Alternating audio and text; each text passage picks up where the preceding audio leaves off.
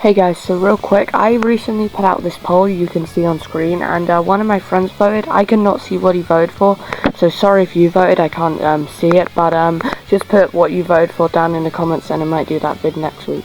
But anyway, today I'm gonna review JJK chapter 248. But JJK does a similar thing to Demon Slayer, where the main bad guy just starts making moves and you think he's only starting to put his plan into motion, and then boom, that's suddenly fighting the main bad guy, so yeah. But we open the chapter with a really nicely drawn fight between Yuji Itadori and Sukuna.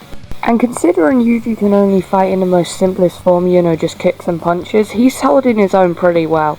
I mean, I guess Sukuna's only fighting like that as well, but it's still impressive that Yuji can hold his own. But then we get to the part of the chapter which a lot of people are talking about and making theories about. It's Yu, I think that's how you pronounce it. He's taken the lawyer guy's body away with his teleporting powers, and Sukuna hypothesizes that he also took Gojo's body away. And this is how a lot of people think Gojo's gonna come back, but I don't know guys, he had such a good end, I feel like it would cheapen the effect. Not to mention it already feels like there's no stakes in JJK because people are surviving crazy stuff. And if Sukuna killed Gojo, that would really amp up Sukuna's threats, and there's a ton of reasons for Gojo to stay dead. Now, for a good chunk of the chapter here, Sukuna's kind of lost in thought, at least that's what Itadori says. And he's thinking stuff like, I only live to satisfy my own needs, the typical Sukuna stuff. However, he does say, or rather think, something very interesting. The exact quote is, "Why does it irritate me to see someone dedicate themselves to their own ideals? It reminds me of someone I knew 1,000 years ago."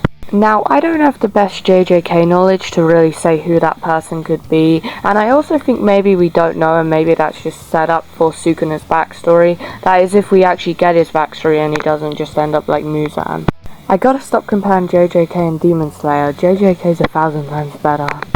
But back to the chapter, we get to see more into Sukuna's psyche, and he's basically explaining it also irritates him because he's now discovered someone that can basically beat him just through strength of mind and will alone. Kind of a bit generic, a lot of shonen main characters have that, but at the same time I don't think it'll be that important, so it's fine.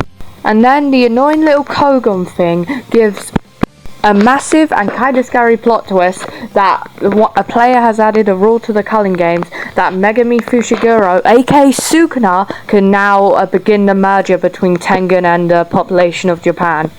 That's insane, and our main characters need to do something about that.